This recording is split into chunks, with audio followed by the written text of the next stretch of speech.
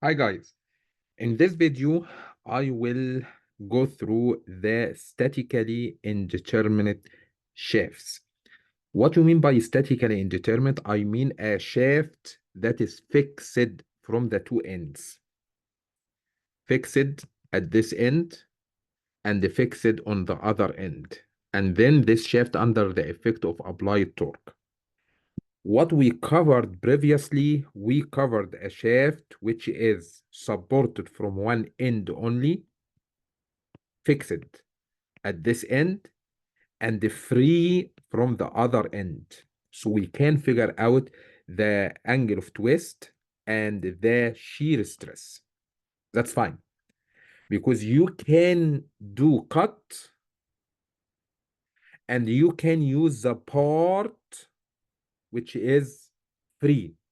So I don't care about the reaction at the fixed. So we can solve it. And we did in the previous videos.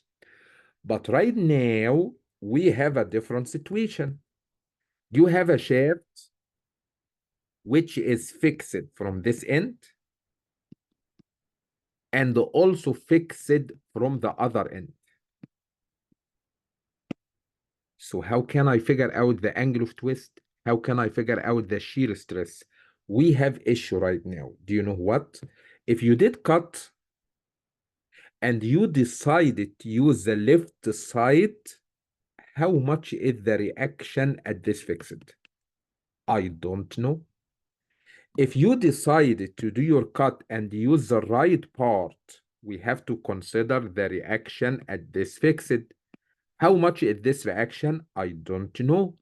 So this is the reason why this shaft is called indeterminate. Indeterminate means we need more equations to solve first for reactions, and then we can figure out the angle of twist, and we can figure out the shear stress. That makes sense? So a shaft that is supported in both sides is called indeterminate shaft.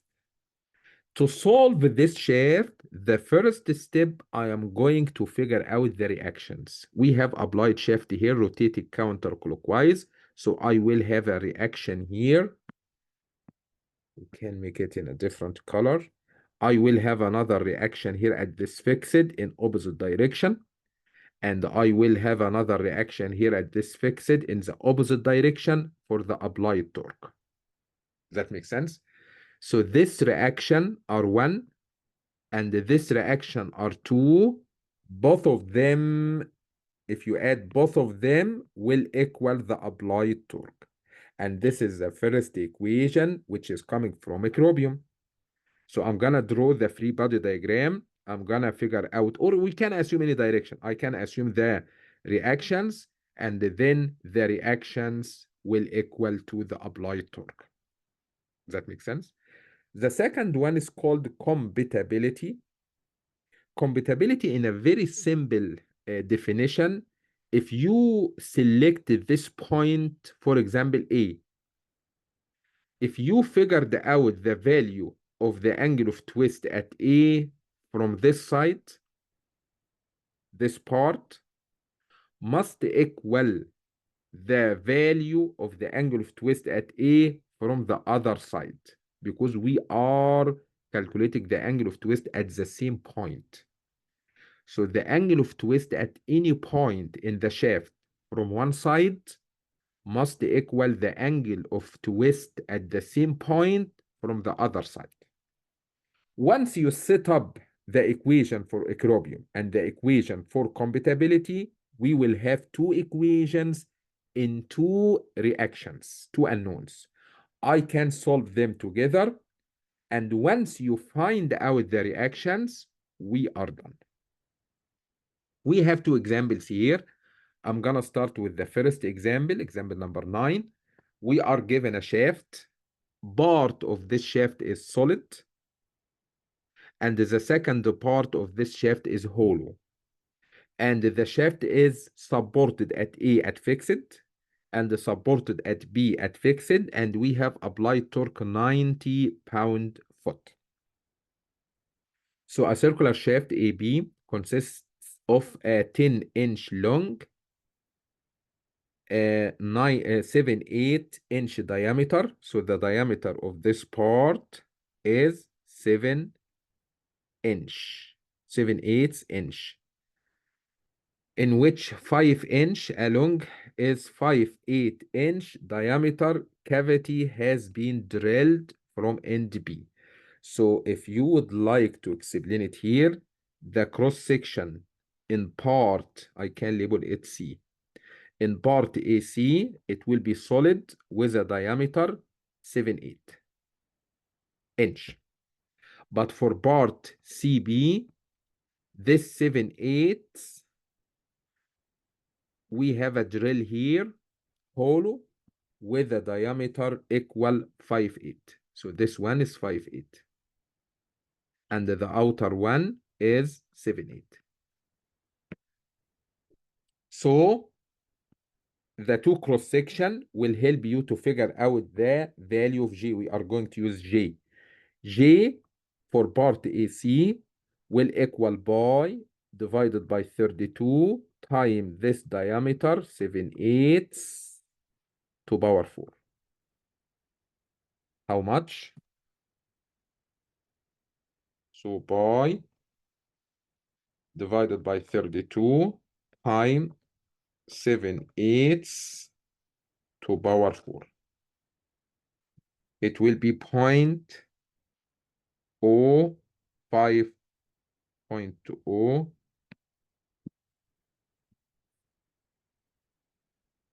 I'm sorry.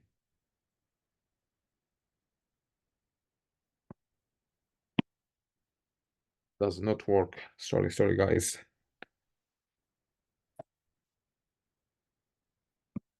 0.0575 inch to power 4. The G for part CB will equal pi divided by 32, the outer diameter 7/8 to power 4, minus the inner diameter 5/8 to power 4. To power 4 minus the inner diameter to power 4 time pi divided by 32. It will be 0.0425 inch to power 4. This is just section properties for your shaft. First step, I will start with the equilibrium equation.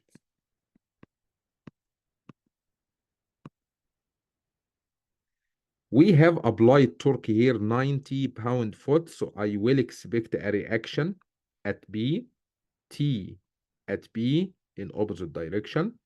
I will expect a reaction torque at A in opposite direction. From equilibrium, I believe the reaction at A plus the reaction torque at B will equal the applied torque 90 pound-foot, and this is equation number 1. I think the second equation, which is called compatibility equation, I will figure out the angle of twist at C. The angle of twist at C can be calculated by using part AC. T times L divided by J times G from the left side or from part AC.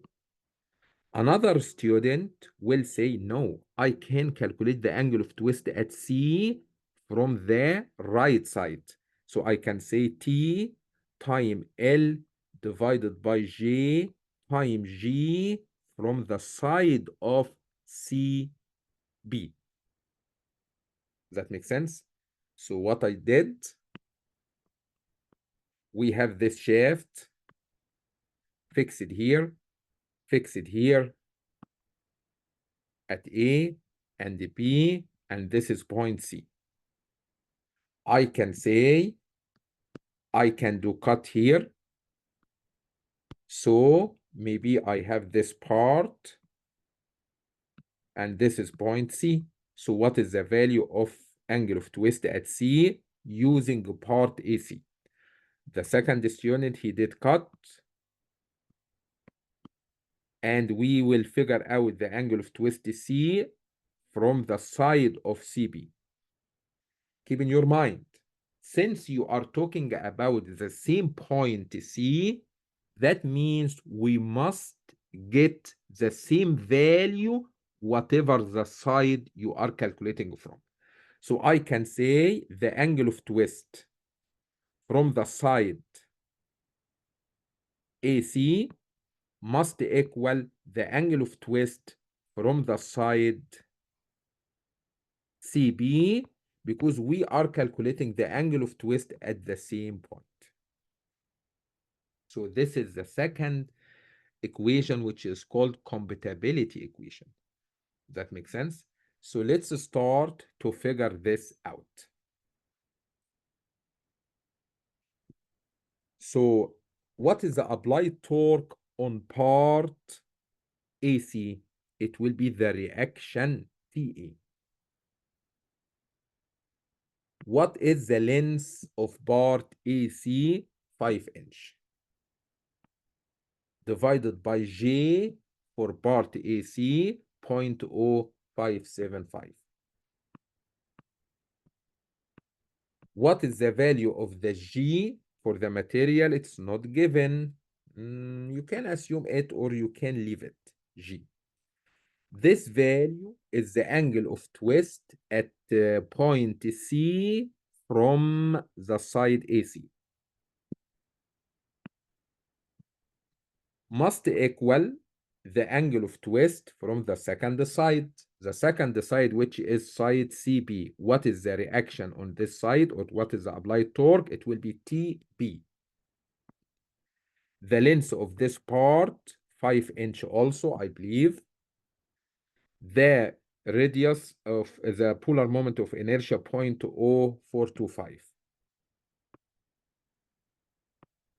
The shear modulus of elasticity, G, I don't care. This is for part CB. So looks like we have another equation. I don't care about the units, because if this one in inch, this one must be in inch. If this one in inch to power 4, this one must be in inch to power 4. This one will cancel this one because we have the same material. So I can rearrange this equation to say the torque or the reaction at A will equal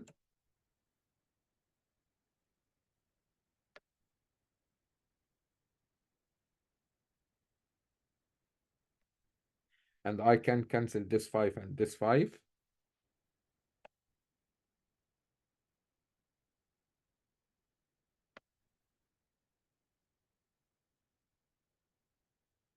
So it will be 1.35 TB. This is equation number 2. Keep in your mind and remember, equation number 1 saying TA plus TB equal 90. So I can remove this TA and put 1.35 TB plus TB equal 90.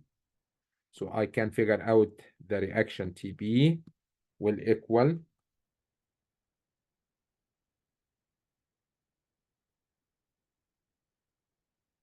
38.25, I think, pound-foot. And the reaction at A will equal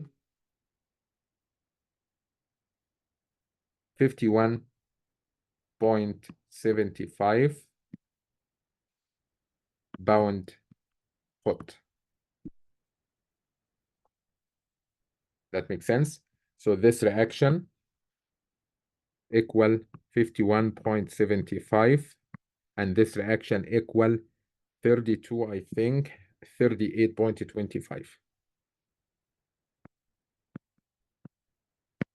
So what are the reactions at the supports? That makes sense? This is how to figure out the reactions at the two ends of statically indeterminate shaft. The first one, the first step is the acromion equation. The applied torque will do reaction at A and the reaction at B. The sum of the two reactions will equal the applied torque. This is the first equation. The second one, at point C, at the point you have applied torque, I will calculate the angle of twist at C from this side. And I will calculate the angle of twist at C from the other side. Both of them must be equal because we are talking about the same point. So TL divided by JG for part CA must equal TL divided by GJ for part CB. That makes sense? The applied torque on this part CA is the reaction TA. The applied torque on this part CB is the reaction TB. Then I can set up another equation between TA and the TB, the two reactions. I will solve the two equations together to find out the two reactions, and that's it. This is a requirement in this example. For the second example, we have another indeterminate shaft with outer diameter 1.5 inch and the thickness 0.125 inch. That means this is a tube or this is a hollow shaft. The cross section of this shaft is a circle, hollow cross section with outer diameter first equal 1.5 inch. What will be the inner diameter? Be careful and don't forget. The given value here, 0.125, is the thickness of the wall of this tube. So we have a thickness here, 0.125 inch, and we have another thickness here, 0.125 inches. So what will be the inner diameter? It will be the outer diameter 1.5 minus 2 times the thickness. So it will be 1.25 inch, the inner diameter. That means the value of J equal by divided by 32 times the outer diameter 1.5 to power 4 minus the inner diameter 1.25 to power 4 equal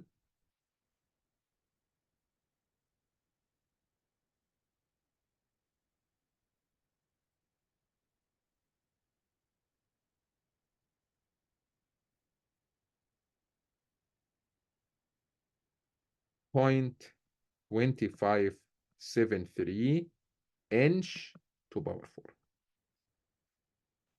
Okay, so the coupling on it at C, at point C, we have two opposite forces, F and F. The value of this applied force, F equal 21 pound, 21 pound. So I will convert this applied forces to a torque rotating like this. So the applied torque will equal one of the two forces times the distance in between, which is 6 inch plus 6 inch. So it will give you 21 pound foot. Does that make sense? One more time. The distance between the two forces equals 6 inch plus 6 inch, which is 1 feet. If you multiply this distance between the two forces times one of them, will give you the applied torque 21. I expect a reaction at B in opposite direction, a reaction at A in opposite direction, TB and the TA. So the first equation I can set up, the reaction at A, TA plus the reaction torque at B will equal the applied torque 21 pound foot. This is equation number 1 because this shaft is indeterminate, fixed at B and fixed at A. At point C, I can figure out the angle of twist at C from the side of BC. So T L divided by J times G from the side CB, from this side. Another one will calculate the angle of twist at C from the other side, which is T times L divided by J times G from the other side, which is CA. Both of them must be equal. So T L divided by G from part CB must equal TL divided by G from part CA, because you are talking about the same point C. So it does not make sense you have a value at C from this side different than the value from the other side. Since you are talking about the same point, we must have the same angle of twist. So what will be the angle, the torque on part CB? The torque on this part will be the reaction TB. The length of part CB equal 8 inch divided by J for this part 0.2573 times G, the shear modulus of elasticity. This is for part CB. That makes sense? For the second part, CA, the applied torque on this part will be the reaction TA. The length of this part is given 10 inch. The value of G will be the same because we have the same cross section and the same materials with the same G. This is for part CA. So just to make sure this length will be the same unit like this length, the unit for this J will be the same. I can cancel this one by this one by this one. So I can say TB equal 10 divided by 8 TA. And this is equation number 2. Go ahead and solve this equation with the first one. TA plus TB equal 21. This is the first equation. So I can remove TB and put 10 divided by 8 TA equal 21. From this equation, I can tell you what will be the reaction at A. Then I can tell you what will be the reaction at B. So 1 plus 10 divided by 8 .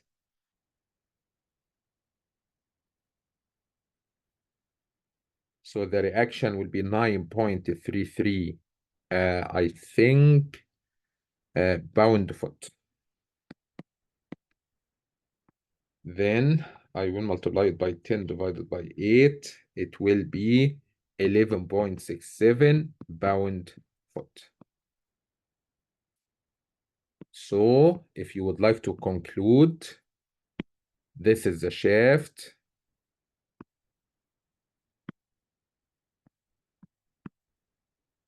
Fix it at A, fix it at B. We have here at point C, applied torque, 21 pound-foot. We found the reaction here in opposite direction at B, 11.67, and the reaction at A equal 9.33. These are the reactions at the two ends. But we are looking to figure out the maximum shear stress in the pipe. So for this part, AC, the shear stress maximum will equal the applied torque time radius divided by G. So the applied torque on this part CA is the reaction 9.33. The radius of this part, the radius is 0.75 inch. J equal 0.2573. Just adjust your units. This one is pound foot, so I'm gonna multiply it by 12 to be in inch, because this one in inch, this one in inches to power 4. So the value of the shear stress, the maximum shear stress in part CA will be 9.33 times 12 times 0.75 divided by 0.2573 will give you 326.35 PSI. For part BC, the maximum shear stress in this part, the maximum shear stress, I'm sorry.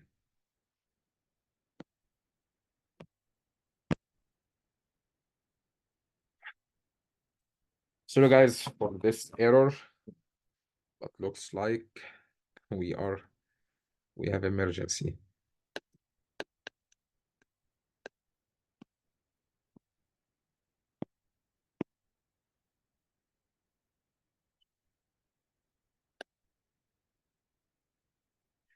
So the maximum shear stress in part BC, oops.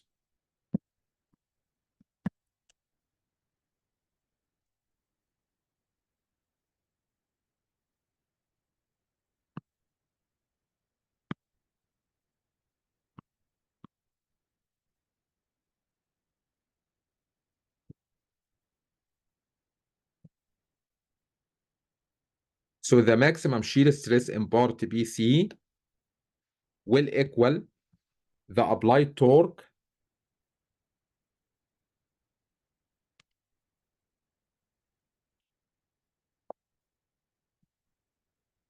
on this part BC, which is the reaction 11.67, times the radius of the cross section, which is 0.75 inch, divided by the same G, which is 0.2573. Make sure you multiply this value by 12 to be pound per time inch. So the maximum shear stress will be 11.67 times 12 times 0.75 divided by 0.2573. I got shear stress for 108.2 PSI. So I can say the tau maximum in the whole shaft will be the biggest value for 108.2 PSI. The maximum shear stress in this part, 326. The maximum shear stress in this part, 408. So the maximum shear stress in the whole shaft will be the biggest value. So keep in your mind, I cannot figure out the shear stress. I cannot figure out the angle of twist. For example, if you are looking for angle of twist at point C, you have two options.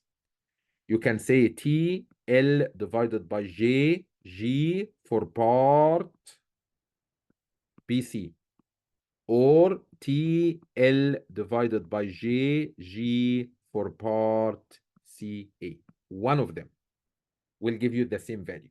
So let's try the part BC, for example. So the applied torque is 11.67. The length of this part CB is 8 inch.